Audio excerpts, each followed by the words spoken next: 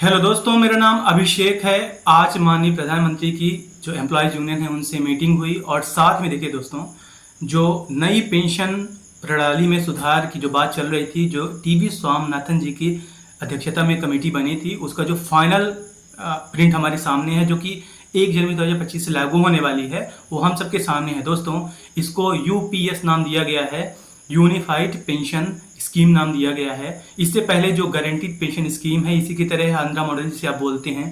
देखिए दोस्तों, यूपीएस जो नई पेंशन प्लान है उसमें क्या क्या शामिल है, मैं एग्जैक्ट उसके कीवर्ड्स में आपको दे रहा हूं।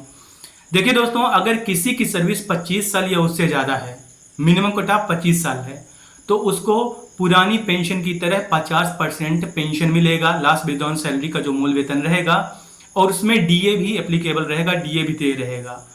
दोस्तों, जिनकी सर्विस 25 साल से कम है, उनको मूल जो पेंशन रहेगा वो रिस्पेक्टिव ऑफ देयर सर्विस 10,000 रहेगा, 10 की मूल वेतन रहेगा, मूल पेंशन रहेगा, और उसमें जो डी आर या डी ए है वो एड होके मिलेगा।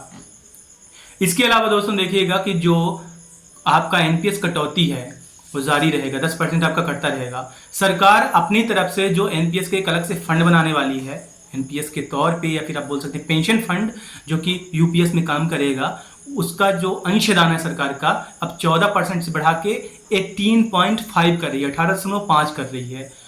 और दोस्तों, जो आपका एनपीएस का कॉर्पस, मतलब जो आपका रुपए कट रहा है एनपीएस के तौर पे 10%, वो सरकार के पास सीज हो जाएगा, जब्त हो जाएगा। सरकार उसका यूज आपको ही पेंशन देने में करेगी। दोस्तों, इसे काफ़ी सारे जो एम्प्लॉयज यूनियन है और एम्प्लॉयज हैं इसे एनपीएस से भी खराब व्यवस्था मान रहे हैं। वो चाह रहे हैं कि जो एनपीएस के तहत उनका रुपए कटा है उनको वापस मिल जाए, जैसे जीपीएफ में मिलता है। लेकिन अगर जीपीएफ में मिलता तो ये शायद पुरानी पेंशन ही हो जाती। लेकिन जो जीपीएफ में था, जो जीपी गारंटीड पेंशन स्कीम जो जीपीएस में था, सेम उसी तरह से ये भी है। इसमें सरकार ने अपनी तरफ से जो कंट्रीब्यूशन बढ़ा दिया है, जो कि पेंशन फंड तैयार करने में काम किया जाएगा। साथ ही साथ 10,000 बेसिक पेंशन कर दिया है, जिसकी जो अर्हता है मिनिमम 25 साल सर्विस का नहीं है। महंगाई भत्ता और डीएडीआर लिंक है। साथ ही साथ दोस्तों, जो आपको एनपीएस के तौर पे आपका जो रुपए आपको वापस मिलेगा, वो आपके अंतिम जो सैलरी है, अंतिम जो लास्ट सैलरी है आपका 6 मंथ्स का जो कॉर्पस रहेगा, वो आपको रिटर्न होगा, वापस मिलेगा। दोस्तों, ये ओवरऑल है। 3 की पॉइंट्स जो रहे हैं, ये है कि 25 साल से सर्विस आपको पुरानी पेंशन की तरह मिलेगा, 50% पेंशन ऑफ लास्ट मूल सैलरी रिटर्न सैलरी, उसमें डीएडीआर भी रहेगा। 10,000 मिनिमम है पेंशन, अगर 25,000 से आप 25 साल से अगर आपकी कम सर्विस है, और साथ ही साथ उसमें डीएडीआर लिंक रहेगा।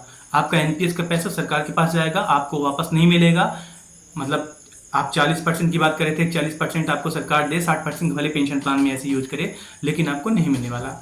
ओवरऑल ये अपडेट रहा है, बहुत बड़ी अपडेट दोस्तों। इसमें जो फाइनलाइज है, फाइनल स्टैंप है, वो लग चुका है, और मे भी पूरे चांसेस है कि ऑल ओवर इंडिया, जितना चाहे वो मध्य प्रदेश हो, छत्तीसगढ़ हो या कोई अदर स्टेट हो, यही प्लान लागू हो।